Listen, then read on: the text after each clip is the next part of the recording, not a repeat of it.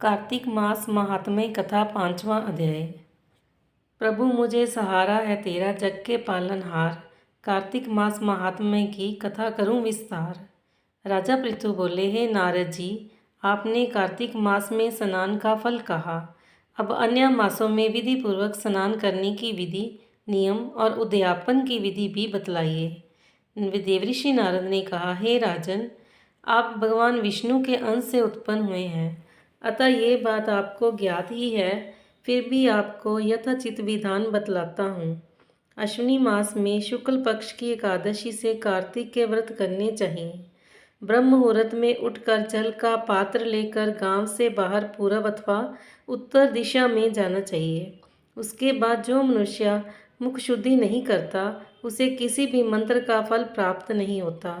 अतः दांत जीभ को पूर्ण रूप से शुद्ध करना चाहिए और निम्नलिखित मंत्र का उच्चारण करते हुए दातुन तोड़नी चाहिए। हे वनस्पत्य, आप मुझे आयु, कीर्ति, तेज, प्रज्ञा, पशु संपत्ति, महाज्ञान, बुद्धि और विद्या प्रदान करें। इस प्रकार उच्चारण करके वृक्ष से 12 अंगुल की दातुन लें। दूध वाले वृक्षों से दातुन नहीं लेनी चाहिए।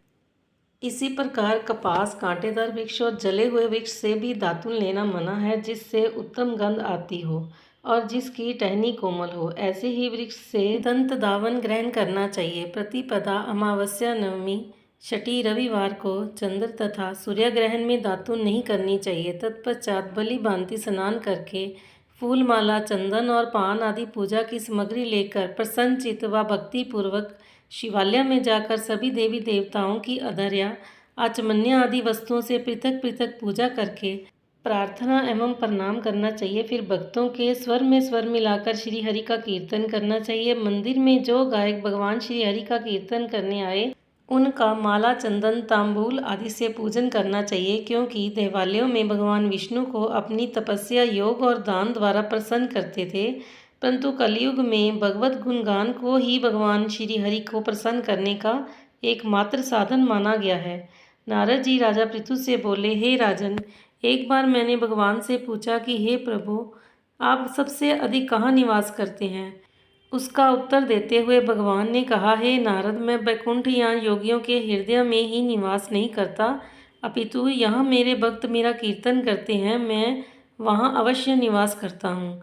जो मनुष्य चंदन, माला आदि से मेरे भक्तों का पूजन करते हैं, उनसे मेरी ऐसी प्रीति होती है जैसे कि मेरे पूजन से भी नहीं हो सकती। नारद जी ने फिर कहा, शीरीष, धतूरा, गिरजा, चमेली, केसर, कंदार और कटहल के फूलों व चावल से भगवान का पूजन नहीं करना चाहिए।